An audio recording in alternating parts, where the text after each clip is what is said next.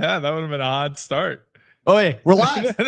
We are live here on the Canes Insight Daily Podcast, powered by Anajar Levine Accident Attorneys. Pete is currently getting crushed by falling artwork.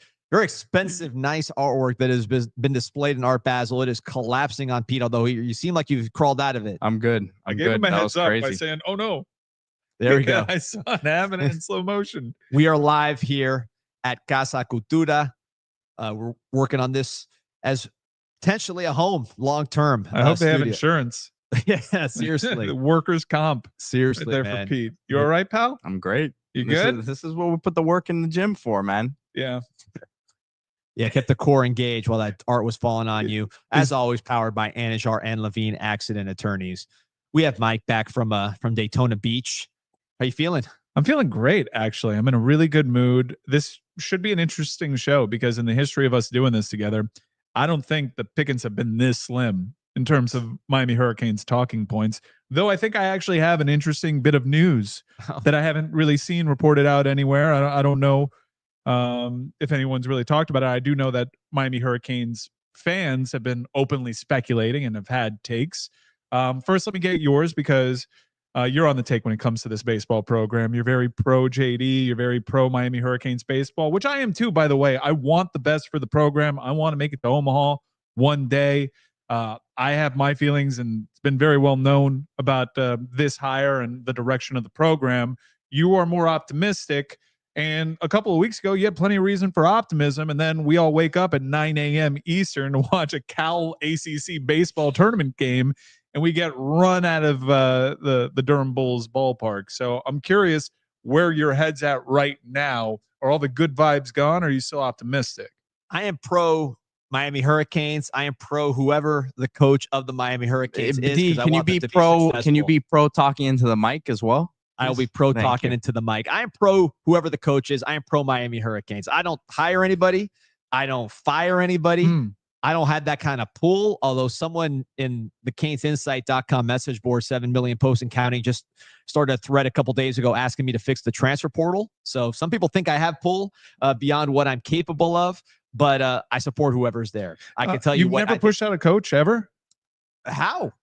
You've never gone to the boards at Canes Insight? You've never cracked open a microphone and been like, this is not going in the right direction? I mean, Jim Larinaga, you had every reason to, and you didn't really. But I'm pretty sure in your day, you fired a football coach or two. I will say on Canes Insight, they organized a banner to fire Al Golden that flew over the rock, which free speech on the CanesInsight.com message board, 7 million posts and counting. But me personally, I'm a positive guy. I want things to work out. I want us to get into the tournament's back door, maybe into the tournament after that game against Cal. Yeah. You remember hosting regionals, how great that was? That was commonplace. We're not doing that this year. Canes Cat 305. I understand your emotion and I understand your perspective. In fact, you'll be happy to know that many people inside that building over there agree with your opinion. I've been on record. I didn't like the hire from the jump. There were very qualified candidates that wanted it. Miami made business decisions, and that's fine. We back the manager. We still back JD. We want him to turn things around. And I think a couple of weeks ago, he showed you that this team was better than what they were showing. So with that being said, I asked around because I was pretty upset after that 10-run loss to a team that was 8 games under 500. Yeah. That was a real bad, embarrassing look. Miami had a lot of big baseball games after that hot stretch where they could have really solidified a bye in that tournament, where they could have solidified potentially getting in the mix for hosting regional, and they slipped on their own urine. It was a bad look. It was not Miami Hurricane baseball. So I was emotional, and I checked in. I asked because I'm curious, like many were, is JD coming back? This is not Miami standard. You'd concede that. This is not living up to the Miami baseball standard. Give me that much, D. I think everybody would tell you that. Yes. Anybody with a pulse that has followed this blue blood traditional power would tell you this is an insult to Miami Hurricanes baseball history. So I asked around, and I had it confirmed to me that JD did enough during that stretch to warrant being given another opportunity next year. for the University of Miami to honor its present contract with the head coach. Reason for optimism. They can point to development of certain players that had turnarounds. They can point to things that JD specifically did to spark said turnaround. To me, it wasn't a turnaround. If the end result is you're barely making a regional and you're not at all going to make Omaha, you're not in that conversation. Yeah, is it an improvement over last year? It is. And that is a feather in the cap for JD, who, if you thought Miami was further away than they actually were, I guess you could really say that JD's had some progress. I don't think JD was handed the keys to a lemon. I really don't. I thought that Miami team had a lot going for it. So it'll be curious to see how next year plays out, barring something totally unforeseen, barring JD resigning or some big swinging bleep booster taking big time issue with how embarrassing this season's gone. And in a vacuum, this season isn't that embarrassing, but I think when you couple it with year one, it is. While I concede it's improvement, I think JD's definitely coming back next year. He's going to be given every opportunity. We know the Canes Connection Collective is going to be supporting him, doing its best to give him what he needs to succeed. The school, the athletic department, they're backing him pretty passionately, I would say. Like, it's not a close thing. For me, though, and I invoked his name last week, it feels like Manny Diaz vibes. And keep in mind, Manny Diaz would have been back at the University of Miami had the deal with Mario Cristobal fallen through. That was the plan. Manny Diaz, this university felt, think about that. Not a very good plan, by the way. No, it's not. And I think that, quite frankly, they're displaying some of the same poor judgment here. And I hope I'm wrong. I will be the first person to apologize to JD's face. I'm begging for that opportunity. But I don't see enough encouragement, but the people that actually matter do. They see enough reasons for encouragement, and I believe JD will be back next season. You know, I think when you compare Manny, the first season was terrible, which you can compare those two as far as just really bad first seasons. Yeah. With JD, there was some extenuating circumstances as far as he got there so late, he couldn't do anything in the portal. Mm-hmm. That was I want to say August 1st. It was already into August. May I quickly push back on that? Please. The reason why there are parallels with Manny Diaz was Manny Diaz, I gave him a shorter leash. I think most fans did because he was part of the problem. He was part of the existing staff. When JD was a pitching coach, many people wanted him out. And instead, he got promoted. So I understand he got there late. You could also argue he'd been there the whole time. Yeah, no, fair point. And look, I will say further in the Manny parallels, first year terrible, second year improvement, significant improvement. Then the third year you saw the step back and then things kind of went the way they went. So looks like we'll see the third year. Things that you need to see happen. Obviously, if you get to a regional, which we're all crossing our fingers that happens. I heard Kendall Rogers on Twitter, one of those plugged in college baseball guys nationally, was saying he thinks Miami is pretty safe. So if you get into a regional, maybe make a surprise run. That's certainly in the cards. This has been an up and down. It's going to be difficult. Right now, there are some projections that have them going to Texas for a regional. Look, this team's been so up and down all year. If you're catching up, you could. If they tap back into the form they displayed like 2.5 weeks ago, 3 weeks ago, then that team's proved that they can play with anybody. So we'll see how that goes. If that goes give me the pro argument, the pro JD argument right now. Or do you think that Miami is closer to what it feels like right now, what it felt like at the beginning of the year, or what JD flashed over really the last quarter of the season for the most part? If I'm giving the argument, right, and this is not, again, I want everybody to succeed. So I don't get into fire this coach, fire that coach. You can talk about it on the Canes Inside message boards, and people do. It is a very harsh boss there on the Canes Inside message boards. I'm not demanding the firing of anybody. I'm asking the question, and I'm saying that this is not up to snuff. If you want it to go well, if I'm his agent, if I'm just someone who wants this to go well, first year bad, second year significant improvement, then you expect that third season to be more improved. I think you need to show, if you get to the tournament, you need to show better than you did the last couple weeks. It's tremendous bad vibes when you had that series against Virginia where you get swept, lose a series to Notre Dame, and kind of a must-win scenario, and then just get mercy ruled by California. After you had won people back, after people started buying in and hoping and seeing the plan, like your own worst enemy. Why did he dye his hair? It all fell off after that. I think that's done for life. But you want to get some of that momentum back here. Let's say you advance to a super regional, or just have a nice showing. Yeah. That gets a little bit of momentum back. Then you got the portal. And I think more than anything, this team needs to add offense, significant offense. You can't run it back. You could run some of it back. Obviously, you want to run Cuvée back and some of the other players that you're building around your young. It's gonna be hard to keep them. But that's kind of priority one. You got to get that done. Obviously, we lost a lot of offense last year.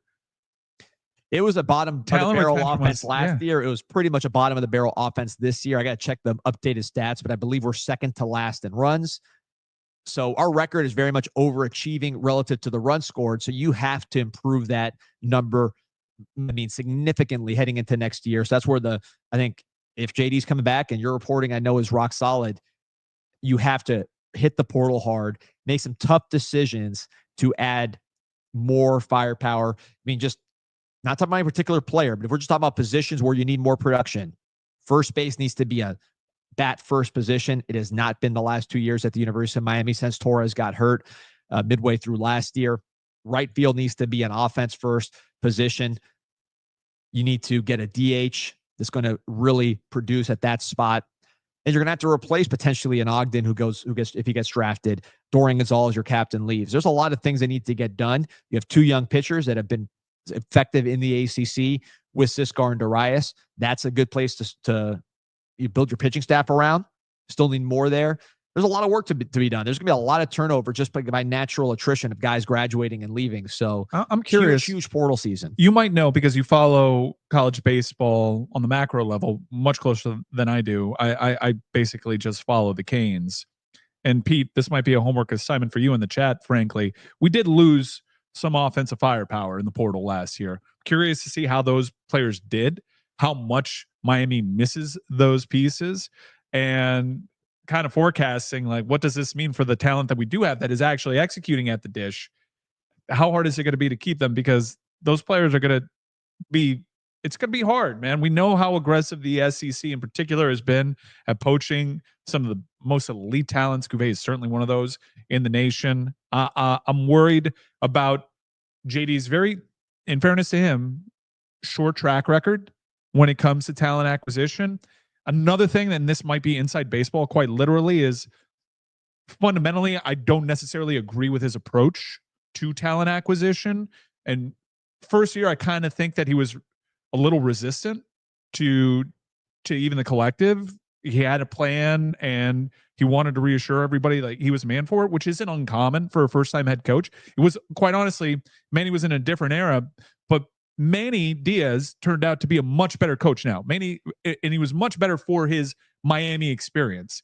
Sometimes people have to fail. I don't doubt that Manny Diaz will one day turn into a good coach. I think you can make the argument that he's a good coach now. He inherited a team. By the way, Duke, you don't consider Duke a consistent winner, but Mike Elko had that team as a winning program, so he stepped into a winning situation. I know Pete has very strong thoughts on Manny, who, by the way, revealed himself, Mike, to be a Carolina Hurricanes fan, supporter.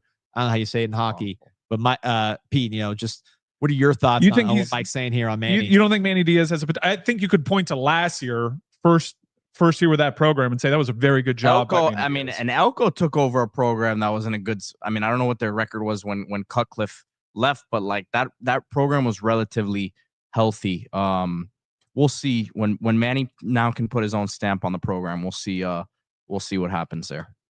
Okay. And they spent a lot of money on a quarterback that thinks a good quarterback, but yeah. Knowing that they spent what they spent on him, I would think that they didn't really have a lot of funds to go around for the rest of I got to tell you, though, I was really impressed by the decisiveness. They certainly had an off-season plan, and it's not like they weren't getting really bad play out of their quarterback. The quarterback that they got before was Murphy from Texas was touted in a pretty good, impressive haul in the portal. They did their talent eval, thought the quarterback was holding them back, went out there, set the market. I think Manny Diaz learned. Look, you can't push back on the notion that Manny Diaz learned a lot from his experience down here in Miami. I think he's better for it. The point that I'm making, though, is he was a first-time head coach. There's a lot of learning that you have to do on the job. And Manny was a little resistant to certain things at the University of Miami that, maybe he learned not so much my way or the highway. I think JD, year over year, from year 1 to year 2, kind of softened a little bit. And we'll see what happens in year 3. I certainly wish him the best. I don't see that they're there yet. You could have fooled me a couple of weeks ago. You guys certainly tried to, and I was still hey, who's you guys? I just said I was showing up and the Lucky Charm shake all was right, delicious. all right. Well, I was the lone holdout, still skeptical, and I remain skeptical, and I'm dying to be proven wrong. I think it doesn't matter what happens in the regional. I think he's safe. It didn't matter what happened against Cal, certainly. So being blown out further along in the process is not going to be held against him. I don't think a super regional run would be really encouraging, and you'd probably get buy-in from even me. Like, yeah, this guy's done enough in year 2, considering where year 1 is now. I also kind of blame year 1 on him, and that's where we probably differ.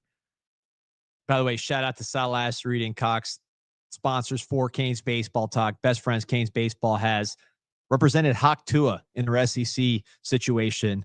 She got off scot-free. So if you have any issues, white collar defense. That's awesome. I didn't know that. And Cox. Yo, Canes Cap Heat 305. Relax. I got it. You're very pro JD. I hear you won. He's coming back. This is a dissenting opinion. I'm not telling you what to think. I'm trying to convince you that maybe it's not all puppy dogs and ice cream, but you got it, guys. The passionate JD baseball supporters that think we're on the right track, you guys won it. You're good for another year. I would love to be forced to shut up, but your comments aren't going to make me, so chill out. The Canes guy's got a good idea. He's saying you got to advertise the baseball exclusive collective on the Levitard show. So you got to talk to your people, the business folks, let them know. I think Canes a lot Cat of Heat 305's got a message for him. Here's a challenge to the people behind the baseball collective and the donors there. There was a lot of big talk in that endorsement letter of JD from a lot of names that haven't exactly stepped up to the plate. All right. So they made concessions for certain guys, and I'm looking around and I'm not seeing the kind of support that was promised. So I would say let's step up and put JD in a position where he's more likely to succeed. We cannot afford to lose the same amount of talent that we lost in the portal last year. The portal needs to be a net positive for the University of Miami for this to improve in year 3. If it is once again a net negative, it's going to catch up to you and the bottom is going to fall out here. So it is a huge offseason for JD. Yeah, we need A-Rod and Charlotte Flair at a game next year. Yeah, I don't think that they're dating. I don't think that she's exactly his type. They were she is together historically. Don't I know it? Yeah, historically that is absolutely his type. But I don't think that was it like a they were just media thing. You know, 2 adults of the opposite gender, they can stand next to one another, be an invited guest of a game, and not be dating. But that's A-Rod's reputation working against him. Yeah, the tall, blonde, jacked. That's girls. also Flair's reputation working against them. I mean, it's a match made in heaven. It really is. I saw it together and I could see why people might assume this is a thing.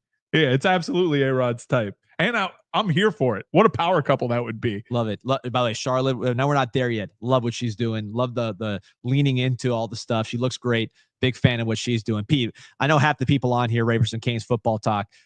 Do we have anything? I know you've been mining the depths of the ocean. We did a whole show on like a JoJo Trader 1-minute workout clip. One of the best shows we've done in a month. Yeah. People went crazy. We need those workout clips. Check CJ Daniels' Instagram so we can get a topic to talk about, Pete. CJ Daniels, I heard, got a YouTube channel now showing like Luke Nickel lightly throwing, warm-up balls. That's what we need to do. We need a show on Luke Nickel throwing light warm-up passes. Pete, go to the YouTube. Let's get something to talk about here. Go to CJ Daniels' YouTube page. He's posting light workout clips. That's what we need in the heart of May here. We got nothing on football, man. Oh man, we're struggling. But look, recruiting's picking up here. In this time next week, we'll get ready for official visits. Should have some interviews. Should have some interesting stuff going on here on Canes Insight. So we're like in between portal, which I think we've beaten to death. I feel good about what happened in the portal. I would have liked another receiver, but missing a proven playmaker. That's the big miss. Going to need Carson Beck to kind of, you look at the NFL. I use this comparison. A lot of times you have the rookie quarterback, you get him veteran receivers. So help him along the way. Safety blankets. Yeah. When you have the veteran quarterback, you could bring along younger receivers because he's your safety blanket. Beck needs to bring these guys along. Beck doesn't need guys to make his life easier or shouldn't, right? He's a grown-up. Literally, I mean, he's 24 years old. I think he was at the Riviera Country Club, I heard the other day. So unless I I'm looking at this wrong. It looks like his content's been deleted. So maybe the media team. Oh, the media team, they can't even show Luke Nickel lightly tossing warm-up throws. Man, talk to Cam Gorby. Help us out here, man. We're struggling. It's Beck's May 22nd. at the rib, huh? Beck's at the rib. Yeah, Beck is at Beck. We broke down his golf swing on the show. That was pretty good content. Yeah, that's the spring doldrums as you head into summer. Not a lot to talk about. We were right in the high of Cantwell last week, but Cantwell was great. Every quote Cantwell's given has been a show. Here's where I'm at with football, because I ran into a couple of fans that particularly singled out this incarnation of Wednesday show fans. I know it's Thursday, but we gotta name this show, by the way. The Mike Ryan Wednesday show doesn't roll off the tongue. It doesn't, or it could be presented by a sponsor. Could be you. Yeah, we got to get a sponsor here. If you want to sponsor this show, we promised the Satanist talk got out of our system. Yeah. Or if you're a Satanist company and you would like to have a like-minded show, Mike can help you out. He's open for business. Whatever you want to sponsor on this show, let us know. We'll make it happen. Yeah. But if you're a WWE Hall of Famer that started a mania in the late &80s and have a suddy beverage, we'll gladly endorse that too. I don't care. I don't care. We love our partners. We love them all. Here you go. Question from Dylan Knight. Before we even get into these two gentlemen, he says, if Carson Beck was still at Georgia, do you think he'd be in the Heisman conversation like he was last year before the season started? I think, to me, it's very simple. If Carson Beck goes out against Notre Dame and throws 3 touchdowns and has a game like Cam Ward had the opening day, he'll be in whatever conversation. First overall pick, Heisman. Carson Beck will be the belle of the ball if he goes against Notre Dame and throws 3 touchdowns and wins the game. If he plays bad, he won't be in any conversations. I don't think he'll ever be the belle of the ball. I don't think he'll ever be the belle of the ball. And I don't think that normally we have an earned persecution complex here in Miami. What? Yeah, we do. What is that? But I think Carson Beck was hated well before he came to Miami. There was a national narrative around Beck that most people were out on him. And if you look at the stats, it doesn't match the vitriol that he got. But this dude has an it factor about him. Maybe it's his face. Maybe it's his dating life. Maybe it's how he carries himself. Maybe it's the fact that he followed an all-time legend in that program. But there's something about Carson Beck that the nation has decided we don't like this guy. Perfect fit for us. But I don't think that he'll ever be like popular. Cam Ward was different swag. Cam Ward in that uniform, you wouldn't think that dude is playing style, barking out at the goal line. Hey, we're running here. Normally, for a black quarterback in Miami, that's a cocktail of national vitriol and hate. Didn't happen. Was widely popular. People loved his playing style. People loved his attitude. Carson Beck, total opposite side of the coin. People hate this guy. He needs like a Aaron Rodgers had the belt. That's when I think Aaron Rodgers peaked, when he had the belt celebration. Once the belt celebration went away, people just kind of reverted back to not liking him very much. Beck needs like his version of the belt celebration. Yeah. Well, I mean, in that leaked video with Trump's granddaughter, right? Was that where she runs into Beck's ex? Yeah. And she's like, well, nobody likes him. Like, there's this narrative out there that people just don't like him. And it existed before he got in the orange and green. I personally love him, for the record. You got issues with tattoos.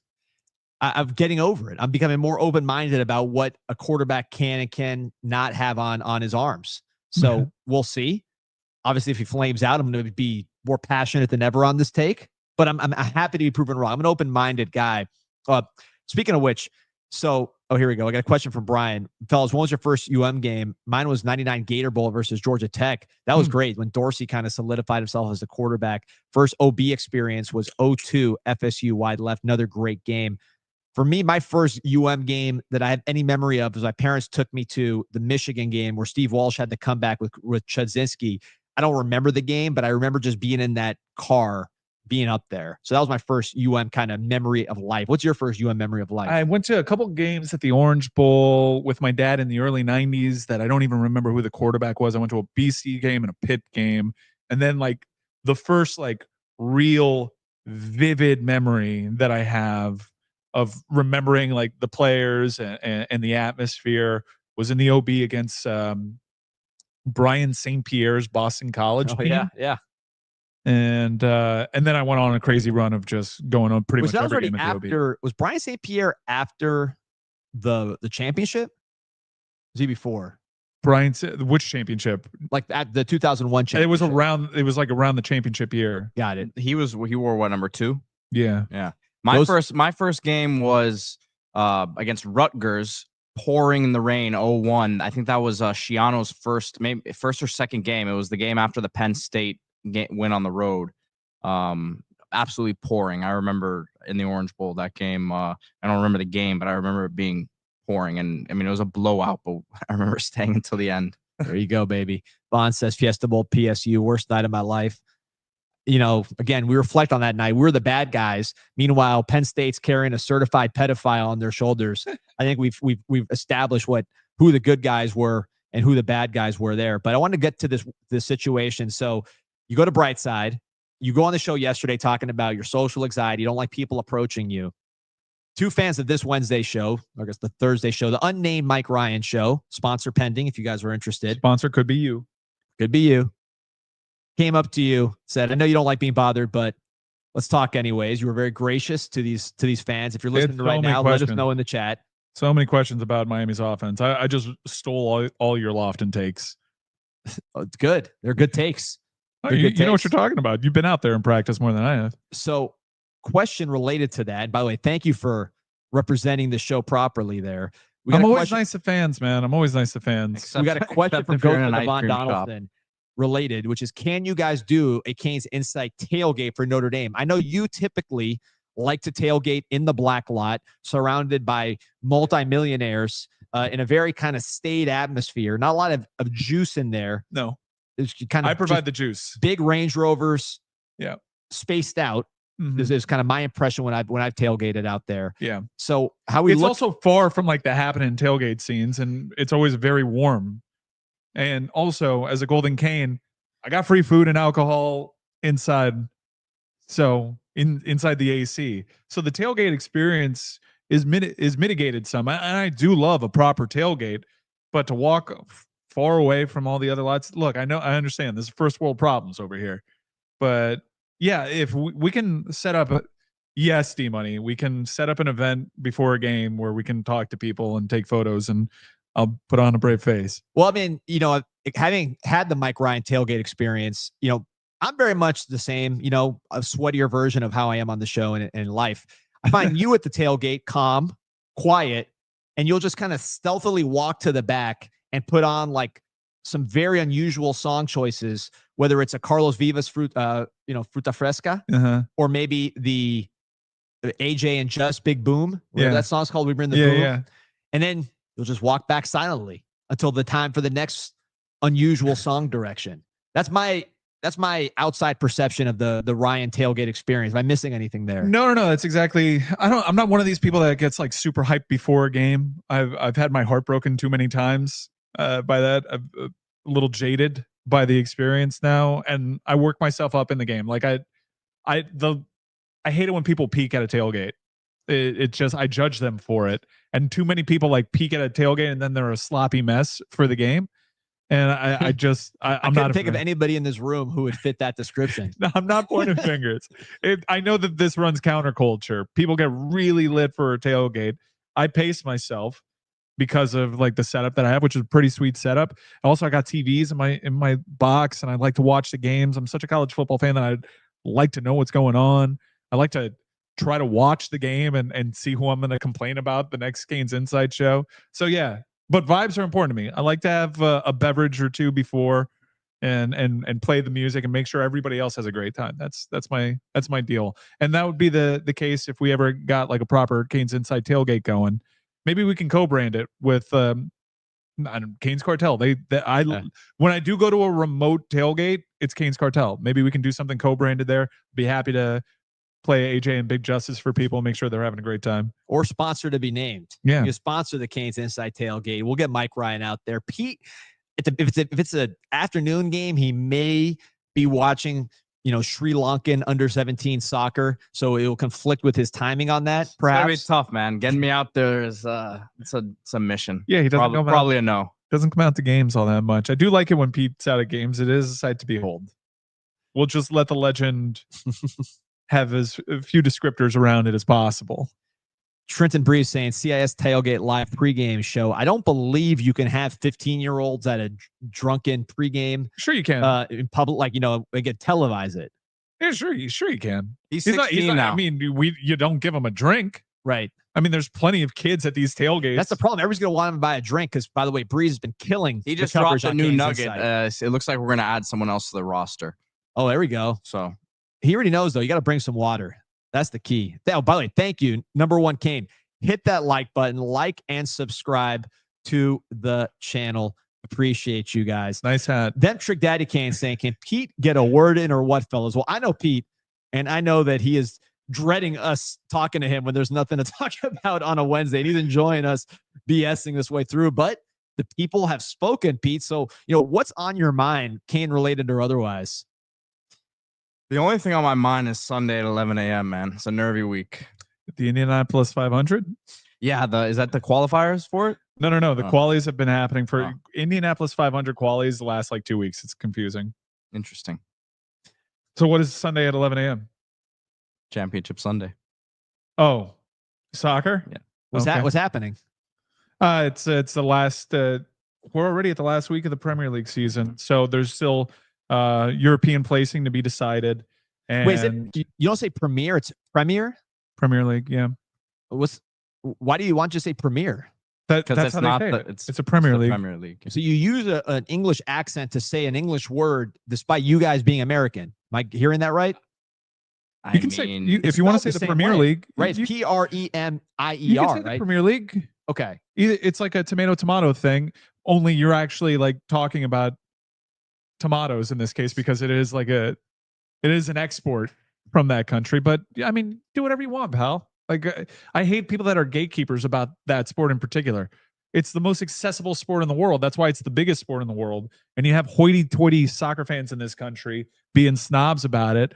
I don't get it. Yeah, it's like MMA fans too. MMA fans are a similar way. They want to be gatekeepers. And I'm like, don't you want to be inclusive?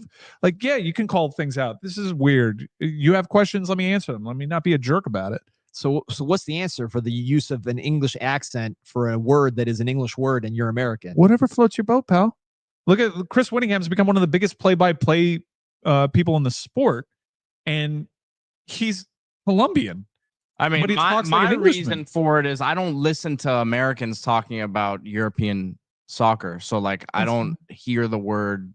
I hear it from them. That's the kind of attitude that actually works against the best interest, because as someone that has worked with the Chelsea Football Club and understanding that I had a lot to overcome as an American, because they naturally think that you're stupid and don't know the game because you didn't grow up around the highest levels, to all of a sudden use that against your fellow countrymen when enough people have their feelings about us right now. I just find it counterintuitive. We want to grow the game here. You love soccer. It's a beautiful game. I'm gonna listen to the people who have the boots on the ground. I'm not I'm not listening to a Kane show. I'm listening to the Kane show. The people who are boots on the ground like us. If Morgan Dubé in Botswana or my guy from Hamburg want to do a show with boots elsewhere, I'm listening to them. They're always tuned in. I get what you're saying. When Miami is playing an opponent in football, I want to listen to the opposing people because they have the best read on stuff. But I would say try not to be such a great gatekeeper when it comes to these things. Tom Bogert is probably outside of Fab. Well, but that's the best. But he's the best if he's on MLS. Of course, I'm going to listen to him. Yeah, but 100%. He knows other things too. He does. Yeah. So I would tell you what he doesn't know. He's not willing to play right wing back because he wouldn't. That's a whole other story for another day. But he was trying to join our club and he wouldn't play wing back. I gotta cut this. The Satanist talk I let ride. This one I gotta put a stop to. Got it. Nico saying can't spell Kane without Cantwell. Destined to be a Kane. Oh, like Nico, wait. We stopped the conversation for that. I like how that sounds. Can't spell Kane without Cantwell. Got a little rhyme to it. Cantwell, of course, did a great interview talking about how. Did you see that interview, by the way? Yeah, I saw that. We did an hour and a half show about it. He needs to do more interviews because it's clean up the content for the next week before we get to visits. Yeah, I love it when people say no one gives a crap about the biggest sport on the planet. You're hosting the World Cup. Maybe lean in. Maybe the World Cup will open your eyes. When is it? Is it this year, the World Cup? No, next year. We have Club World Cup games. Okay. It's a first tournament of its kind, where they basically have a World Cup format, but for club teams. And Miami's going to be getting a lot of cool games. I just got my tickets to Madrid and Al Hilal. I'm going to have a half and half jersey getting made. You know, my vacation plans and my seeing the world in the last decade has really only been the Caribbean, the United States, and then the island nation of Japan. So to me, World Baseball Classic here this spring, that is the biggest sporting event on the planet, along with opening day against. I don't like pro baseball all that much, but I went to a WBC game, and anybody can get behind that kind of atmosphere. Which soccer down here in Miami is, you know, we're the gateway to the Americas. Great atmosphere. I'm hoping whenever Real Madrid comes through, Hard Rock Stadium is absolutely buzzing. So, you know, and usually those big international competitions like the World Cup, like this Club World Cup, they happen during a slower time in the American sports calendar. So it doesn't really require all that much from people that say stupid things like no one cares about soccer. I mean, I personally don't like baseball, pro baseball. I'm not going to say nobody cares about that. I don't think the NBA's heading in the right direction, though last night would certainly shut me up. We'll talk about that. That we can't talk about. That was one of the greatest games I've ever seen. Sorry, Pete, for your Knicks, but I genuinely don't know who I'm rooting for in that series, by the way. Oh, I was every time, every possession, each time, I didn't know what I wanted to see. I was so enraptured by what was going on. And when Halliburton hit him with a choke, but then you find out that it doesn't go in, you kind of want him to suffer the indignity of that moment forever. You're like, yeah, that's crazy. I can't believe it. He hit that three. Yes. And then you realize it's a two. Like, oh, I think I'm going to flip and go the other way. So basketball brung it. I want good, compelling sports. And if you tell me a sport is compelling, I'll give it an opportunity. But I'm not going to. I treat it the same way that I treat music albums. I don't go out of my way to say that album is crap. That movie is crap. This artist is crap. The art is subjective. People pour themselves into it. Maybe some more than others, but who gives a crap if I say something is bad or not? Unless it's a head coach at the helm of a baseball team. Oh, we got some questions here I want to get to. So Trey Moore asking who's on the next Storm Session. By the way, Storm Session, my official podcast with the University of Miami. Check it out on the official YouTube channel, Apple Podcasts, Spotify, you name it. We're taking a little break because one of our producers is out of town. Then next week, we'll probably have two probably finish up the baseball team. Then it's football. I told him, I'm like, man, we cannot have enough football players. Get the water boy on the show and people will tune in. Football is king. Football, American football for those that weren't sure. So we'll see. But I think you'll get a couple of baseball players next week. Thanks for asking, Trey. Got a lot of interviews in the can there. If you haven't caught up with it, you know, Mark Fletcher, Francis Mauanoa, Cam Ward, you name it. And we'll get Carson Beck there before the season. Dwayne Johnson saying what's happening from Duval. Appreciate The Rock. Duval, man. That reminds me of that Cat Williams bit where he says it's the only place in the world where everybody knows the name of the county. No one says the name of the city. Let's see what we got here. We got Vaughn saying this guy talks too much. I believe that is your profession. Do you have any profession besides talking? No, that's it. I do some like business talent development stuff, but that's pretty much it. And he got a cosign from Nico. Glad they agree on that. But also he earlier he said no one cares. No one in this country cares about soccer. All right. Well, get ready to learn World Cup next year, pal. I don't know what to tell you. There you go. Question from Ben. Man, you know it's the doldrums. Who are the 3 players we sent to ACC Media Day? Ooh, I like this question though. Let's go. So I would say, having talked to a lot of these guys, you guys your list, Pete? No, he just asked the question. I'm going to say, you know, you have to send Carson Beck, although I don't think he loves doing media. Do you? I don't think they're going to send him. You don't think they're going to send him? I wouldn't send him. How about that? I wouldn't send him to that. Really? Yeah. All business. Yeah. If he doesn't like it, and I can kind of piece together some of the non-football questions that he'd be asked by certain members of the media. I don't know if anybody in the media relations department can hear me, but I would not send him there. I know I have a good authority that the head of that group listens to our show every Wednesday and now Thursday. Yeah, so. I wouldn't send him. You probably owe it to the ACC to send the starting quarterback there. The media would probably request. He'd certainly be the most requested one. Me personally, I'd limit his media availability on large account of him not liking it. But who would we send? I would send like good ambassadors for the program. I would send Mark Fletcher. Got to. Best guy interview wise. A lot. You got to send him. Great guy. Mauanoa, who didn't even speak English as his first language. I always thought they spoke English in Samoa, but that's me being naive. They speak Samoan as their first language. English is very much on the back burner. He was awesome. We had a 45-minute interview with him on Storm Sessions. And I'd probably send CJ. Yeah, he was good too. CJ Daniels. Drex here chiming in on this, these sports that we discuss here on the show, says he went 5 for 7 with 2 bombs last night. # adult softball. Good, man. I'll check it out. You got good things to say about it. Got good vibes around it. I ain't gonna tell you it sucks. I love this guy, Craig Cheese Adams. He could have just put Cheese as his nickname, but he went with the full name and the nickname. Craig, quote Cheese, unquote Adams, says Mike is right about Beck not being light. We are the dark empire. That's why everybody's scared and the hate is heating up. We should all love the hate. I do. It's validation. By the way, his first game in the Orange Bowl, 2006 Colorado. Joel Klatt, who I like actually as a media personality, was sent into a different dimension by John Beeson on a interception return for a touchdown. That's what I remember about that particular ball game. Impacted his Canes analysis ever since. That's the hot prevailing theory on the boards, right? He's good. I think he does a good job. I mean, I'm not a big hater of media guys. They don't care. At this point, there used to be more Miami hate, I feel. Now, I think it's just like, they don't care. We win. They want us to be good again, so they could hate us. Right now, they don't hate us. They want us to be good. It's my sense. Hate is such a strong emotion. There are just certain media members I don't have time for. Like, I genuinely don't care. Like, and I could see through like a troll. If I feel really passionate about something, like the big 3 Heat, I was out for blood. If anybody said anything, I was out there. It fueled me. I've learned a lesson or two. I don't care. Other coaches hate us. That's where my kind of attention is.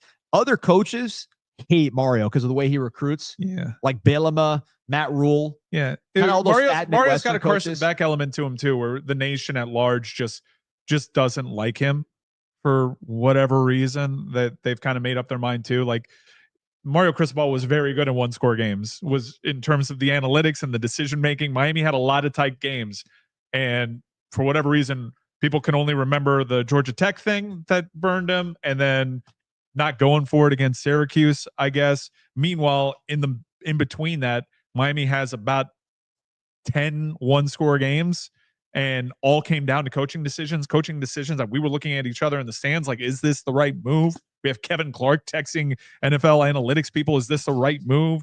We're surprised. Congratulations to Kevin for breaking 80, by the way, yesterday. That's incredible. And also, congratulations to Wait, what happened? You broke 80.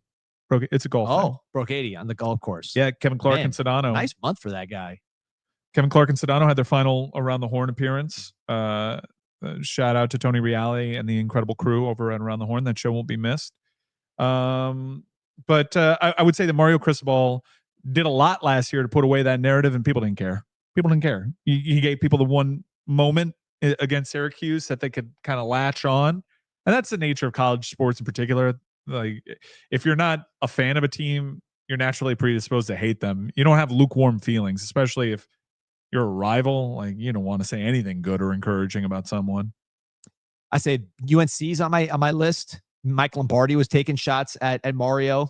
I don't know how those guys have been doing lately. It doesn't seem like they're doing so good, although we'll see. It's funny, you talk about the close games and how Mario turned it around with the close games with the analytics.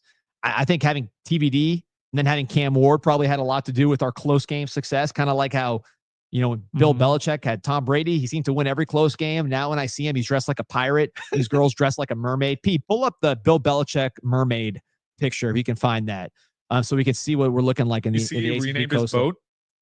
It's 8 rings now because the girl? Yeah, because she has a cheerleading championship, so they included Jordan's ring in there too. It's been reported that she's got another ring. That's what I'm hearing. That would make sense.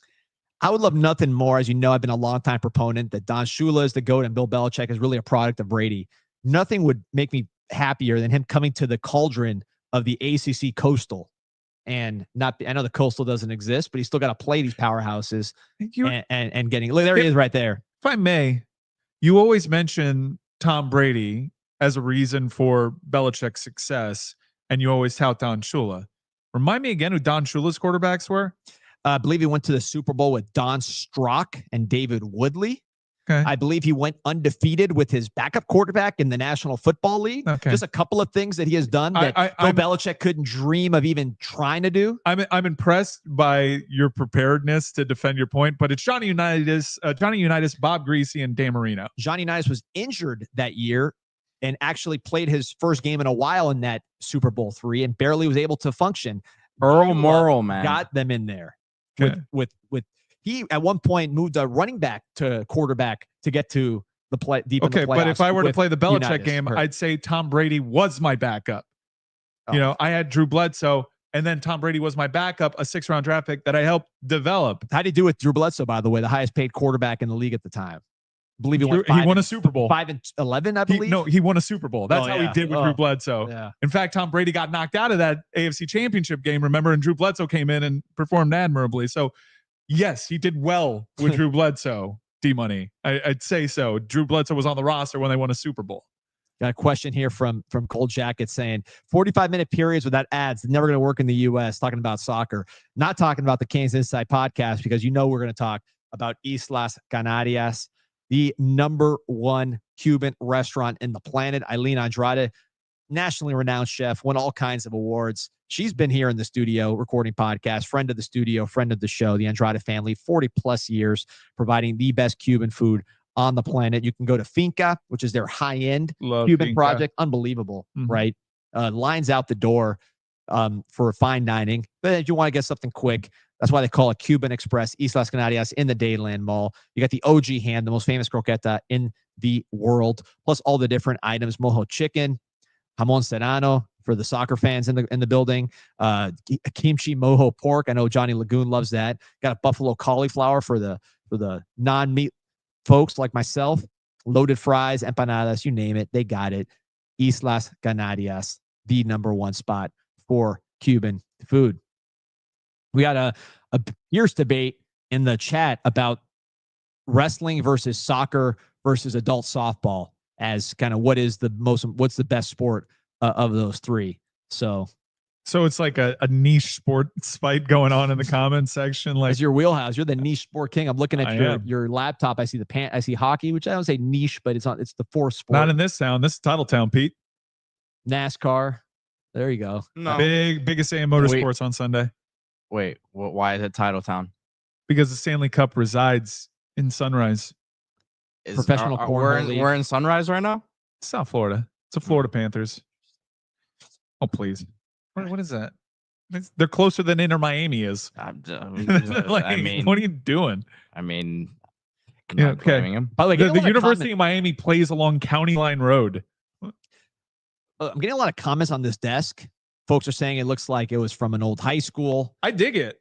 This is an art studio, folks. There's tens of thousands of dollars worth of art on the wall. So I almost fell on Pete. I almost fell on Pete. Well, it did fall on me, but my broad shoulders. We won't tell the appraisers, but I think that this desk is an art statement, right? Some kind of like a throwback kind of deal. So it's actually meant to look this way. I don't know looks if like the Stand and Deliver desk. Stand and Deliver, like AEW Stand and Deliver? No, like the movie. What movie is that? Isn't that the Michael Douglas movie? Oh, I never saw it. What's it about? No, or am I conflating that with the Edward James Olmos movie where he was also trying to reach kids in a rough and tough high school? Oh, like a Dangerous Minds kind of deal? Kind of. Yeah, that's like its whole subgenre. The Substitute. Wasn't The Substitute supposed to be at like Coral Gables High? Really? Yeah, Mark Anthony was like one of the rabble rousers. I know. Yes, you're right. You're right. Now remember that movie. I haven't thought about that movie in a long time. What's there's Stand and Deliver, where I don't think Michael Douglas was a teacher. He just looked like one.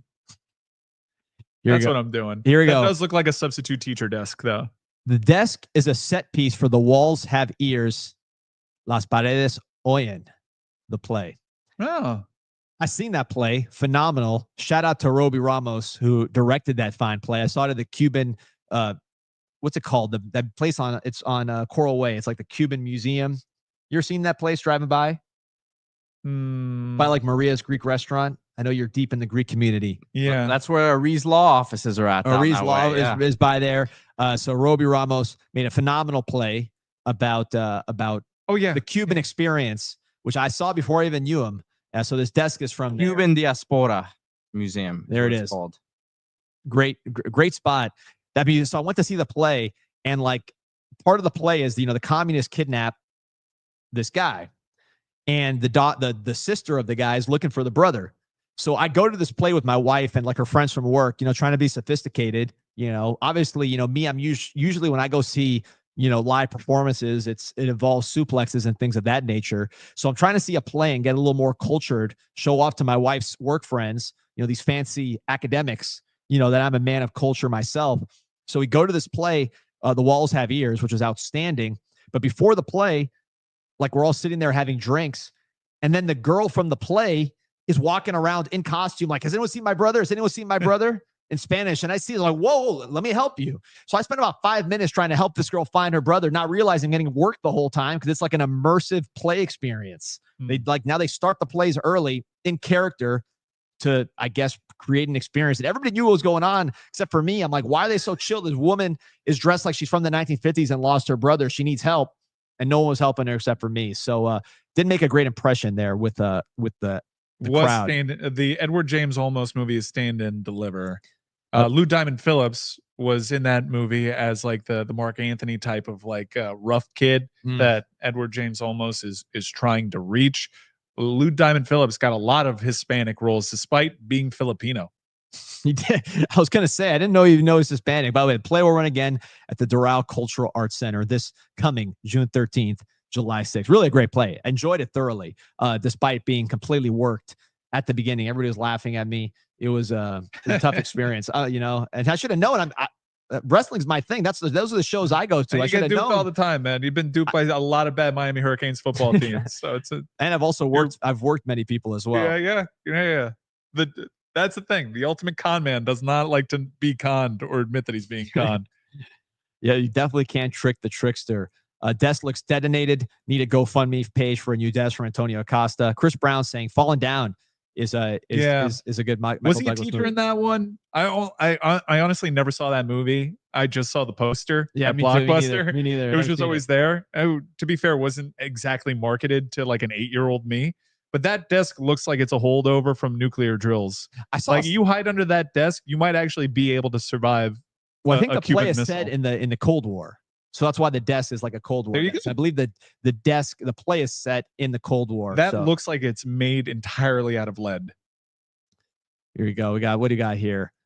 He says the Buddy Holly movie, right? That was Lou Diamond Phillips. He was Richie Valens. Stephen Avea with a question about press coverage that was here. La Bamba. In the middle of Edward James Olmos talk. D, will our wide receivers be able to get off press against Notre Dame? That's he always brings it back. That's a matchup I'm worried about, quite frankly. They got two really, really good young corners, right? So that is a matchup that I think Notre Dame feels pretty good about, the length and talent of their corners versus Miami. They really, Benjamin Morrison was their veteran cornerback last year, but he was hurt all year, and they still didn't miss a beat on defense. So they're going to be tough, man. They're going to be tough. We'll see. I think it's going to be a matter of setting up the pass with the run and, getting past those top two corners and really using some more other options. Beck will find the open man. I don't think Beck's going to be the kind of guy like TVD where it's just like, I need my number one target at all times. I think Beck can find the open man. I mean, he's shown you that he can at Georgia. There wasn't really a go-to guy for him last year. Spread the ball around, had a very good year, despite the narrative around him. The more important questions being asked in the chat by the ghost of Navon Donaldson: will DJ Volume be able to get off the press? This is a big year for DJ Volume. This is like the JD judgment year big time. for Big time. DJ Volume. And look, it's a hard job. It's a really hard job, but also there are certain easy elements of the job. Don't repeat the same song, especially if it's Boom Boom Pow by the Black Eyed Peas. We don't need that over there. We don't need Let's Get It Started or the original radio version. We don't need any of that stuff over there. If you want to play it once, you play it once, and you do that maybe pregame. But it's very easy. The formula here is easier. It's easy as pie. Hip hop from the early 2000s. Yep. Late 90s. You do some booty music. You do some Trick Daddy. You play some early 2000s hip hop. Maybe one or two contemporary hip hop songs to get the student body going. And it's a winner. We ready. You want some Archie Eversole? Like we have a formula here. We don't need to mess with it. We're trying to help you. I think DJ Volume probably plays a lot of bar mitzvahs. Those DJs, that's a good paying gig. Anything that's on the bar mitzvah playlist should not be on the Canes college football game playlist. Keep those separated. We're 3,000 and we're 2,000 and late when it comes to, like you said, Black Eyed Peas and other artists like that. So DJ Volume, let's just rule of thumb that bar mitzvah playlist, put it to the side, have a separate Canes. You can repeat the same playlist. No one will notice. In fact, they'll like hearing the same songs. If you have a CDJ or a laptop, you sort by alphabet and you go down to D and you find Donkey Butt. That's what we want to hear. Play some Donkey Butt. And while you're at D, then go to Doo-Doo Brown. Like, these are not, it's not, playing to a Miami Hurricane crowd is the easiest job in all of PA DJ dumb. We have not evolved. Come on. Got Johnny Lagoon's tired of Taylor Swift during key drives.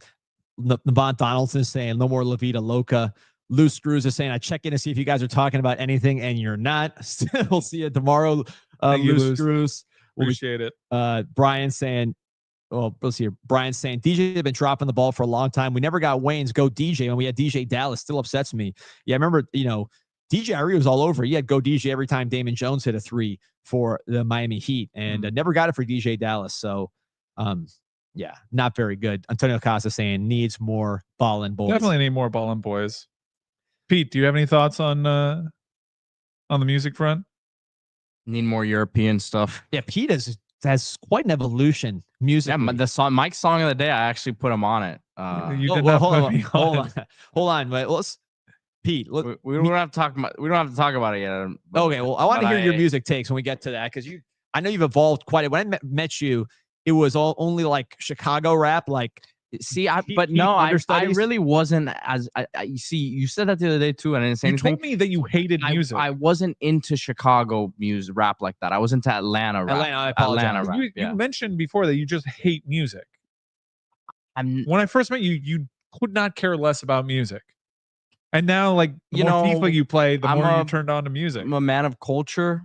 When it comes to culture, that I'm interested in. We got Nico saying Pete wants Culture Club and Depeche Mode. I know Mike's a big Depeche Mode guy. Huge Depeche Mode guy. Johnny Lagoon saying Pete wants the Waka Waka. This is for Africa soccer song. Too mainstream. Too mainstream. Her kids go to my kids' basketball league. Very nice, Shakira. Very nice. So that's apropos of nothing, but it's a humble brag. Humble brag. I mean, everybody goes. We're a small community out there. There's only one league. So, Mike, did you listen to the song I sent you? Celebrities. What, the Coldplay song "Adventure of a Lifetime" that was released like 15 years ago? That's a good song. I found that one the other day. Yeah, that was the guy that just discovered Coldplay. Is like, I put you onto this song. I'm like, no, you didn't, yeah, pal. I did. But you didn't. And I was DMing. I was DMing you about it the other day. But that's besides. You were DMing Mike about Coldplay? No, he was DMing me about a over song. Mono. He was responding to a story of me actually seeing them live in concert. Which I'm glad that it forced you to get out there and go see them after I showed them. That's not what happened. Does anyone with power listen to this pod, Mike? Does anyone with power listen to this podcast? Anyone with power? Well, actually, may I say something here? So if you guys saw all those videos that Miami did on the official Miami channel for Instagram and YouTube, right, for Cam Ward, they had a bunch of pre-made packages for when he went #1 in the draft. They were narrated by Pete's former favorite artist before he got into Europop, Rick Ross. Mm-hmm. So you had Rick Ross narrating official Miami Hurricanes content. And sure enough, what a fall off. Faintly in the background, I heard the notes of Elvis, If I Can Dream, from the Canes Insight preseason hype pod. It was all over those videos with Rick Ross over it. I mean, phenomenal art. I mean, timeless art when you combine the king with, the boss. And the boss we acknowledge, not big Bruce Springsteen fans here. So the boss is Rick Ross. Mike, the song I sent you was from The Streets. The Streets? Yes. Yeah, that was a great UK rap act from the turn of the century. They have a song with Over Mono, Turn the Page. That is, I mean, Over Mono. Yeah. I think it's Mono. Over Monkey? No, I think it's Over Mono. Like the opposite of stereo. No. A lot of calls for Cam Gorby. Either way, to fix things. Cam Gorby's being summoned by a lot of folks in this chat. But fix what? Oh, to fix the DJing look, I do know that people with power listen to this. Given my baseball takes, you can imagine how much those people with power actually listen to me. So Mike is the power here. Golden Cane. There you go, Mike. So let's make something happen. I'm not powerful at all. You know, I did my part to prove the quality of the preseason or the post-draft hype video with the king of rock and roll. So, you know, let's make some positive musical impacts here. By the way, here we go. Whoever is the Florida Panthers arena DJ needs to get the job. He does a good job out there. Hockey's a different crowd. So hockey, it's a lot like Miami Hurricanes in that it's like play like turn of the century music, but there it's like alt rock. But I think the Panthers have a lot of contemporary music. I like the in-game arena experience for the Florida Panthers. No complaints there. I miss the original goal song, Sweetness by Jimmy Eat World, but they changed it and won a Stanley Cup, much to Pete's dismay. Johnny Lagoon saying about the preseason hype pod, Manuel Ferrara in white suits. Whoever got that Manuel Ferrara joke and whoever didn't, that's like a fine line between pillars of society and the dregs of society. So yeah, I don't think you didn't get it. I'm ashamed to admit I didn't get that joke. Salute to you, man. What a gentleman. Question here from 850 Kane. And I know I got to say, Pete, I've gotten a few texts about this after the Markel Bell interview where you're eating the Bell burger, but looking stout, not looking, like Bell, right? Good size. How did Pete get so big from 850 Kane? Is he on steroids? I love the accusations. It's great. It's really, should I get back in the chat? Or you want to get back in Meaty Man? It's a keys under the mat. I mean, listen, D Money's uninvited. D Money has one of the two important components. He loves working out. Lifting is important to him, like it is to you. But you like meat. D, I can't be letting a vegan in that chat. It just goes against all the principles. Pete's on peptides. Not yet, man. We actually do have a question here about football. I got this, I've seen it a couple times here. The college football playoff adopts a new seeding model. Top 4 conference champions no longer guaranteed by, obviously directed at the Big 12 and the ACC. Big 12 played good last time. They had a chance to beat Texas, every chance to beat Texas. So I don't think the Big 12 really showed poorly. ACC not quite as strong. SMU, Clemson losing to Texas. I think if Miami was in the college football playoff, just by virtue of the offense, we wouldn't have gotten blown out because we scored too many points and we would have made a better showing, but we weren't. So, look, this is all a scam for the ACC or the SEC and Big 10 anyways. Whatever, I don't think anybody knows who the best college football teams are in this current era. I knew it when we had the 4-team playoff, which is what it should have stayed at if we cared about the actual product, but it's about money. So we had this BS tournament. And then we're going to have round robins like soccer soon. Look, it's covered up. It's covered up by a paper trail, but ESPN invented the College Football Playoff Committee. They invented the CFP. They have the rights. They also spent a boatload of money on the SEC. So it behooves them to recoup that investment and push out this. They built the narrative and they built out the committee that decides the rewards. Do they have like a CIA that like upends these sports leagues and puts their people in charge? They built it. It's their idea. They let other people kind of run it.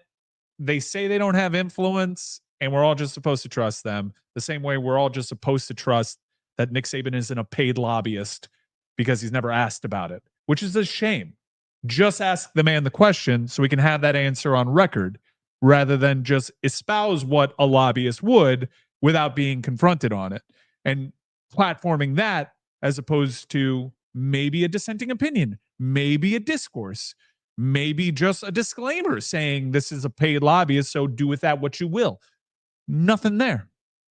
Nothing there. As he accrues more power, by the way, he's going to be appointed by the president to do stuff. We got a question we got to get to here. First, 850 Kane asking, where'd you get that 14X Adidas jacket right behind me? I'm assuming what they're talking about. Oh, it's the one you're wearing.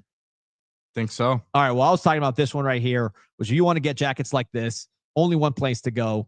Miami Hurricane Team Store. It's miamihts.com or the physical location right across the street from the University of Miami. Shout out to Harry. Shout out to Jeremy. Shout out to everybody involved with the Miami Hurricane Team Store. Use promo code INSIGHT20. You get 20% off your first item. And they always got deals going on. What do they got now? Oh, the favor deal's done. I hope you did it while it was hot. But they got deals coming on. You always have that Insight 20 for 20% off your first item. Those jerseys right there. You're going to want to get those. Team store right there across. You can walk there from campus, or you just go to MiamiHTS.com. Either way, promo code Insight 20. We got our own button at the cashier, so that's easy. And if you're online, just type in the promo code. So earlier in the chat, there was a comment about our boy Juan Manuel Ventura. People were saying we got to have an APB out for him. He's not involved in the chat. Is he okay? Is he okay? People were worried. Yeah, the emojis. He's back. He's okay. Sigh of relief. And his question. Hey, Wave, do any of you listen to Barbara Streisand? Send in the clown emoji. Can't say I'm a big Streisand guy. I haven't heard too much of her stuff. Pete may be involved there with his diverse taste of the day, but I'm not a huge Barbara Streisand. I just don't know that much about her catalog. You never watched Yentl? No, is it good? Yentl's actually a pretty damn good performance. We were talking on the Lepetard show yesterday. Has anyone actually won the EGOT? Like venturing away from their core discipline. Barbara Streisand would have been like one of my nominees. Like she won because Lady Gaga is a Tony away from the EGOT, which you think she would get easily. But it's less impressive to me because she won her Oscar through singing. She won her sports. She acted phenomenally in that film, but she won for original song. Oh, so she didn't win. Like she didn't win an acting Academy Award. She won for singing. True. She won a sports Emmy yesterday. It was for what she did in New Orleans singing. It was for like that pre-produced thing as they rallied around. Did you guys win any Emmys? You guys always win some We Emmys. did actually. We won Best Documentary Feature. Nice. Yeah, for the comeback, the Boston Red Sox documentary on Netflix. That's a massive win for Metal Art Media. So yeah, we won a. That's like in the documentary field, like that is a massive award to win. We were the best. I've been meaning to ask you about this. The Boston Red Sox documentary. You guys are like 305 till you die. There's a lot of people that cover the Red Sox. You ended up doing a Red Sox thing. I think it was like one of your first things. Obviously, it did well. It won the Emmy. How did that whole thing happen? We don't like. We have a couple of Miami projects that we're developing, but when it comes to big engaging sports features, we're not playing favorites. And also we have New York offices too. So we just look for the most compelling stories, and that comeback against the New York Yankees with the Boston Red Sox reversing the curse is one of the great sports stories. Even a Yankee fan could admit that. So we look for the compelling sports stories. Not a Miami bias. You want more Miami representation? I think that you'd be happy to know with what we're developing. It's hard to get stuff made. It's really difficult. We learned that as a company. That being said, we made an Emmy award-winning documentary feature that we're really proud of, and you can check it out on Netflix. But my point was good. By the way, I watched it. Millar, awesome. Thank you. Great interview. We also had Good Rivals on Prime. That was like our first one. I'm proud of that one too. That one was closer to the heart. But Gaga. Breaking news. It's out now. The Turkish delight is home. Salih Altuntaj. The Turkish delight is home, fellas. It's been announced by Kane's Hoops. First reported by Kane's Insight last week. The power forward, professional, 19-year-old big man, leading rebounder for. Let me get the club back up here again. It was Anadolu Efes Sport Kulübü in Turkey. This is a big addition. You add big man depth behind Ernest Ude, behind Malik Renew. You're getting a pro with a real skill set down there. Great footwork. D, we were breaking his game down last week. Got some real size to him. The Turkish delight is home. Salih Altuntaj, welcome home.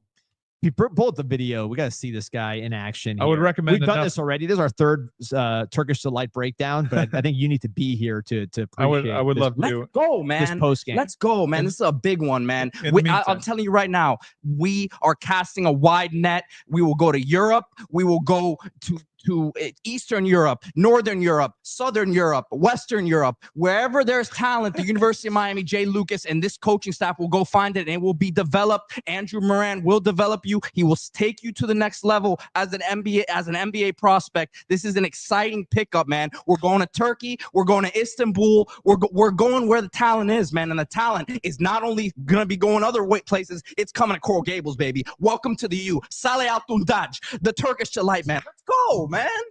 That's the breakout clip for the day. Oh hell yeah! We'll get the highlights up. We got to see this guy in action. And a post game similar to Pete. Let me get the tweet welcoming him home. We got Samuel Hall. Trenton, I know you're listening. Have you sent me the edit already? He already posted it. Let's go, man. Man, Pete. I gotta say, we needed the juice right now. You want to know Hall's trying to bring us back. Hoops, man. You want to know what gets me going or girds my loins, man? Kane's Hoops does, man. Jay Lucas, thank you. No more tears by Donna Summer and Barbara Streisand is my favorite Barbara Streisand song. Was it a duet? Yeah. Wonder how big it was in Turkey. Turkey, man. Okay, well they just they posted it on Instagram and then they deleted it. So, but welcome to the U. Sale al Tuntaj. What a pronunciation here. Samuel Hall wants to know, D-Money, who's your wide receiver one at the slot? Who's your wide receiver one at the outside receiver position? Whenever someone asks a football question on this show, it is the most inside football question you will see always. So Samuel Hall, I appreciate the question. And I would say Malachi Toney at the slot, JoJo Trader on the outside, but they need to bulk up this summer and just get stronger, get ready for Notre Dame was going to be pressing them. As our guy Aveo was asking about. So Samuel Hall, appreciate the football question amidst the nonsense and amidst the joy, the unbridled joy of the Turkish delight. So I can't find where it charted in Turkey, but it did chart number 1 in the US. There you go. It charted number 1 in Sweden, and it sounds like a very Swedish song. Charted number 2 in Canada. This was a big hit. This is a big hit for Barbara. You know, I was looking at the number 1 Turkish soap. We had a long discussion on Turkish soap operas in an earlier episode. I won't revisit that. But the one that's hot right now, Bambaşka Bidi, which I'm looking at the clips, man. It looks outstanding. Everybody looks Latin. I don't know what's going on. Turkish people look Latin to me when they're on these novellas. But shout out to Bambaşka Biri, which looks like a hot romance. Yeah. Syrians. Yeah. Do you really? Yeah. Honda Ursel, the star. Shout out to Honda. I'm pulling it up now. I'm Are you pulling up the highlights? You're pulling up Bambaşka Bidi. No, I don't know what that is. Man, we're getting a man with some low post footwork. Look at this. Can we get some clips against Shane Larkin? No, that's for you on the map in Turkey. Oh, second. He's the best player in Turkey, right? Like many years running. Shane Larkin, yeah. I was actually in Greece watching the women play, and one of the games on the TV had Shane Larkin leading his team to victory over there. You were in Turkey? I was in Greece. I was in Greece, but they had the Turkish basketball in there. Look at this, man. Euro Footwork. League. Pete, this looks like you, I heard, from what I understand about your game. More below the rim. I've heard good things about Pete's basketball fundamental game. Oh, look at that spin. Yeah, the spin, the footwork. I mean... Okay, I like it. Yeah, this is great depth, man. Look at that This is move. great depth. I think And he strikes me as a guy. Man. He strikes me as a guy who might have multiple years. This guy might he's start. Still, he's young. He's not That's a nice tough basket. Yeah. Look at this. He looks slow. I think that's actually racist. I'm getting a call. I need to take this call real quick. Oh, Pete's getting a call about his Turkish delight news break-in. All right. Racist. He's also the producer of the show, so I don't know what happens when he's gone. No, he's breaking news, man. Go for it. Oh, Gary Furman denies the addition of the Turkish delight. We need for it to be confirmed. Man, we kind of need Pete to do the show. We're about to get into Wrestler of the Week, Song of the Week. He's got all the thumbnails loaded. Like, what do we do here? Well, yeah, there's only like 20 minutes left before you're hard out here. Breaking, the playoff is moving to straight seeding. Yeah, we talked about that. I don't really care. We should get in the playoff, man. We'll play whoever. It's parity anyways. There's no good teams anymore. How quick was it? The BCS did tweak their formula, right? After Miami got shut out, right? They tweaked it. They tweaked it. Never benefited us, actually. We never like it came Junior, and went. Step in the producer's chair. It came and went. Look at this upgrade right here. We got Junior Alonso, #1 producer in the land, in the chair. Junior, what's going on? How are we feeling? Oh, we're feeling good in here. How about you guys? Feeling terrific. What a man. Whirlwind. We got. So Junior, tell us, the people who don't know you, about some of your bona fides right here. Your bona fides. Man, where do we start? 3-time prop comic. That's That I am, brother. That I am. You don't even know the half These of it. glasses aren't even prescripted here either. Waka waka. Where is this guy, dude? He's moving cars. yeah. He's Reed's breaking working Do news. you get valet? the IG ads for the red lenses too? I do. Yeah, is And that I what bought got into it you? immediately. Is that what got you? I watched one Rick Rubin video, and then these ads start popping up everywhere. I got 3 What do you think different about pairs. Rick Rubin's like social media strategy? He puts like a motivational tile up, then he deletes it, and then he posts like 3 weeks later, same thing. Brilliant. I'm trying to do the same thing right now. Yeah. Just reposting a story, delete it, no support. Hold on, wait. We got a question here, Junior. I want you to take a crack at it before I answer. Appreciate the support from Art M. Is JoJo ready to be wide receiver 1, wide receiver 2? How's he coming along? Junior, take a crack at that one, then I'll get my thoughts. I think he might be in between that because, as what we've seen in the past, he's more of a hybrid guy. So, a wide receiver 1 or 2, you know, I've seen him play tight end a couple times. He's done great blocking in the backfield in different occasions as well. But is JoJo ready? Is he coming along? Yes and yes. And I'm putting him wide receiver 1 right from the get. Hot take right there from Junior Alonso. That's Stepping inside right in. information too. I did not know about the tight end thing. I know, breaking news on the Canes Inside podcast. Art, I would say I think he is ready. He had an incredible spring, hurt his wrist towards the end. I think the key with him is going to, and he's fine now. I would say the key with JoJo Trader is going to be getting physically ready for the grind of being that wide receiver 1, but on a talent basis, coordination, smooth routes, he is to me a wide receiver 1, and he carries himself that way with the confidence. Juan Manuel Ventura saying, Pete looks like he had too much caffeine today. Pete, eat some croquetas from Islas Canarias with a delicious Cuban sandwich and beers. Calm me down. Junior, I know you're tight with the Andrade family. You and Eileen are tight. Tell Eileen that not only do we do the read for Islas Canarias, our audience does the read for us. That is how powerful. This isn't Chat GPT. This is fans writing this is Juan script Manuel right here Ventura. for it. This is incredible. I can't confirm he's not Chat GPT, but he throws too many curveballs because that Streisand curveball, you can't. Chat GPT is not as dynamic as a Juan What's your Manuel. favorite Barbra Streisand track? Duck sauce. That is actually a really good joke. Yep. I get it. I gotta go. this guy's vibe. Pete has me picking up a Turkish dude. I gotta go. Oh, there you go. Thank you, Junior. Pete's back in the building. You got breaking news to report? That doner kebab was delicious, my friends. You got breaking news or what happened? Can you confirm well, it? I was seeing I was getting a call from someone in terms of the post being deleted, but it should be back up soon. All Okay, right. so you confirmed. Yes. Confirming. Johnny Lagoon want to know when the next Johnny Turkish Lagoon- delight. He's asking about the next Bad Bunny lookalike contest. There you go. Coach Jenko asking D, how upset are you about Canes baseball being ousted in game 1 of the ACC Championship Tournament? We talked about a little bit at the front end. Look, it was a bad one. Yeah. I think everybody's upset about it. I'm just crossing the fingers that they could end up in a regional. Sounds like they maybe better chance than not, but you don't want to be in this position. It looked like a lock a week ago. So And if, you hate to be waiting. and if you're late arriving to the live show, we covered baseball extensively at the top end. We had a bit of news. We fully expect JD to be back and return as Miami's head baseball coach.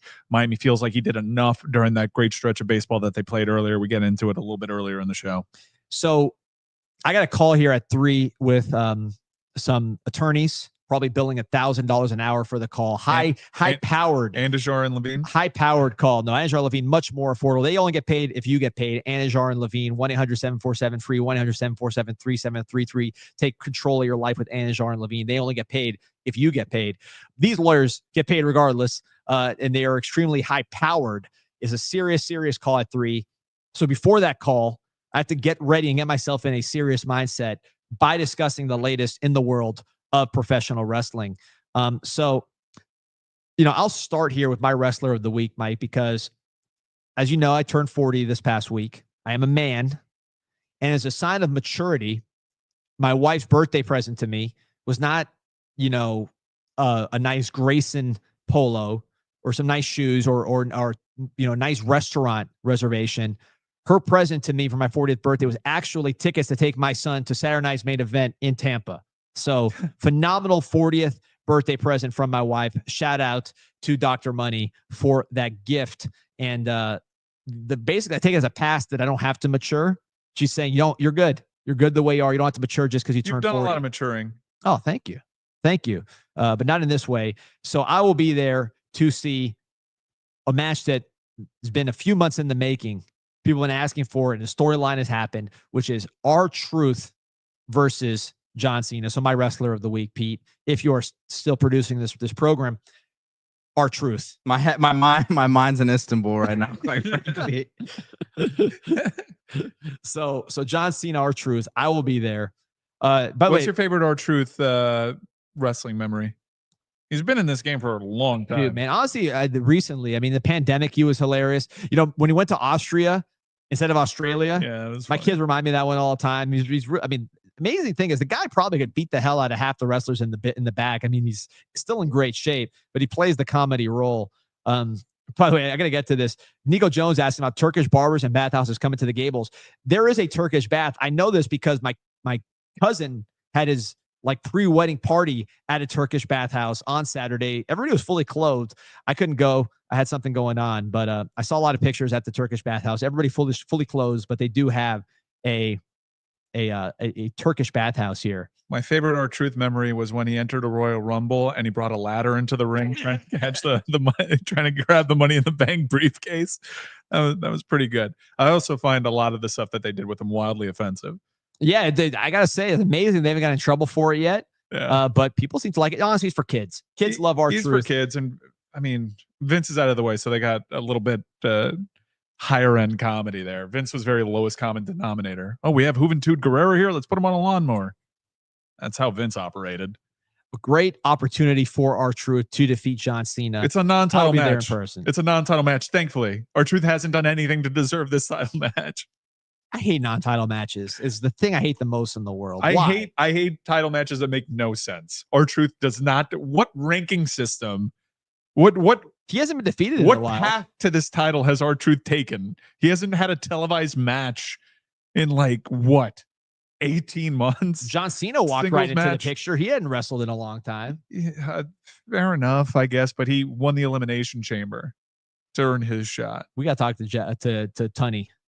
All right, Mike, who you got wrestler of the week? Wrestler of the week is Crash Holly, who I took your hint because the late Crash the Holly. late Crash Holly, because before R-Truth was putting a gimmick title over, Crash Holly did it with a hardcore title and was a really effective comedic actor. Really cute little guy, came out, tried to be a super heavyweight as a cruiserweight. His original gimmick was that he was cousins with spark plug Bob Holly, who was almost my wrestler of the week because of the Indianapolis 500 going down There you go. this week. They became a tag team, but very quickly the audience took to Crash Holly because of his appearance, because of his gimmick, because of his moveset. He was a really funny wrestler and a tragic end. I believe he choked on his own vomit. Yeah, not a good end here for. I would have for loved Crash. to seen Crash Holly like make the Legends appearance circuit. He's really one of the more decorated wrestlers in the history of wrestling when you consider how many times he's won the title, as is R-Truth with the now retired They're in the 24/7 same lane title. for sure. Yeah, they both had incredible runs. A lot of comedy in the 24/7 rule that was attached to the hardcore title at the time. Later won by Bad Bunny.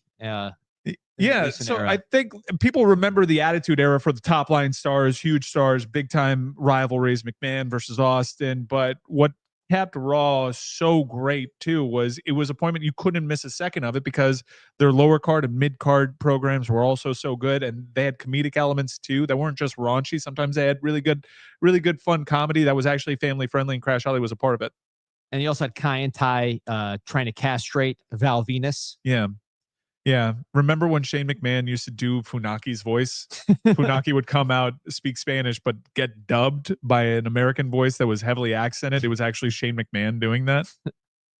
Yeah, that's a Vince idea.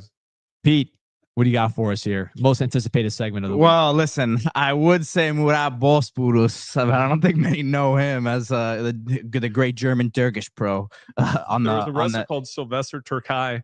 Well, listen, he's doing his thing on the German Stampede tour, but we're going to a bigger guy here. We're going to none other than the guy running the show, the cerebral assassin, the king of kings. Oh, here we go. Triple H. From humble beginnings in WCW as Terra Rising, becoming a 14-time world champion, to now being the most important man in sports entertainment, besides Mike Ryan, that is. The game has seen and done it all. One of the best heels in wrestling history with some of the greatest feuds of all time with The Undertaker, Stone Cold, The Rock, Mankind. Part of one of the best factions in real life with the Click. We can't forget about the Click. We cannot forget about the Click. Help Shawn Michaels start D-Generation X and then ran it himself and followed that up by forming Evolution. He's a visionary. He's a pioneer. And he is where he is today, not because he's Vince McMahon's son-in-law. Let's put that thing to rest, right? Or Stephanie McMahon's husband. But I'd say it's because of what he created with NXT. Wrestling's cool again. We can all admit it. Whether you want to say it or not in the comments. And it's cool again, not just because of the wrestlers, but because the guy in charge of the show, and we know that that's Triple H, baby. You know what the Triple H stands for? It wasn't in his research packet that he has mastered. I can tell you, if you told me he knew about terrorizing, but he doesn't know what HHH stands for. Brother. The Turkish copy. It's going and it's going strong. Sometimes there's some mental lapses up there. ChatGPT. Oh man, they were keeping that one from going to Von Donaldson. If you told me that Pete wasn't even a Canes fan and he just absorbed all the Canes knowledge within like a week span and was a Canes expert, I'd believe it with how quickly he has taken to professional wrestling. It's Hunter Hearst Helmsley. Yeah, he was the Greenwich. What did you say? What'd you call me? Hunter Hearst Helmsley. Brian saying Johnny Helmsley's cousin. St. Pete's just staying character Johnny full Helmsley. time. Johnny Helmsley. Shout out to Johnny Helmsley, one of the great scorers of that early this era. guy, man, let me tell you something. This guy looks like he's been smoking grits from the age of 13, man. I love it. Juan Manuel saying, any update on Zoe Stark's injury? That was tough. Heartbroken. Triple H nose emoji, weighs 3 pounds. Tough break for Hunter Hearst Helmsley. Tough break for Kari Sane, who's actually put on like 40 pounds of muscle for her, or for that to be her first match back. Unfortunate, no fault of her own, but that was a gruesome injury. Yeah, that was ugly. The girls, man, they take some spills. Mm-hmm. Pete doesn't know how to go off script like Tiffy time. Right. It's a good point. He's just staying character full time. Some people think Pete is always in character. Some feel there's some that say you've never seen the real Pete. He's always working. He's like Paul Heyman. Pete is in persona. Like he's working his close friends on IG. It's crazy. He's constantly working. He's hard to. I feel I figured it out after 10 years, but sometimes he still throws me for a curveball. He's the only guy keeping kayfabe alive. What's that? And the Mysterio family. What's that? Yeah, the Mysterio family is a good shout. All right, you want to do song of the week? Do you have a song of the week since you put me? How about you take my song of the week since you put me on them? Yeah. You want to do that? No. I would love to hear your description. I would love you to hear you talk about it. I want you to tell the Pete people put me on this song. exactly. So I want you to let the people know about my music taste and how good it is. Over mono. Yes. You called them over mono before. It's over mono. Yeah. Listen, over mono. It's over mono. Okay. That would be weird, but like, because it's certainly over. So I don't see like why they would go with the Spanish word in the back end, and they're DJs, they're sound engineers. They're really technical. So what does that have to do with anything? Well, they're very technical. I saw them live and I was really impressed with their live set because they do a lot of live engineering. What does that mean? Like live mixing, not just the spinning aspects, but they got all sorts of plugins and they're what does that have to do with anything with over mono? PJ Shaw says over mono. Fred again boiler set is unreal. Yeah, they're derivative of that. Fred again, just really skilled musicians that also happen to DJ. Not like not to throw anybody under the bus, but like the very commercial, like Steve Aoki's of the world that show up. They don't need headphones. Everything's pre-recorded. That's not what over mono does with their sets. This song though, Pete, I'm pretty sure you got turned on to it by FIFA, right? We're going to call it FIFA forever, not EAFC. No one. Yes. Yeah, this was one of the great FIFA songs ever. Wait, the FIFA video game is not called FIFA anymore? No, it's been EAFC, which really rolls off the tongue. Let me tell you, FIFA wanted a lot of money for it, and they finally got somebody to license it. So there's going to be a competing FIFA game at some point. But a lot of people were turned on to this song. It's a great song. You know what? I probably missed the boat. It's not even like my favorite over mono song. But this is a really good track in terms of getting you in the tent. I think they're great live, which is hard to say for some DJ acts. I'm glad you finally got to see him live. Yeah, well, at your recommendation, Pete, I saw him live at a Compa Music Festival. Really good, talented DJ duo. Love the entire album. Like all their releases. Always have a dog on the cover too, which is really cute. So check them out. I also wanted to change things up because I was on a real heavy like rock tip lately. Yeah.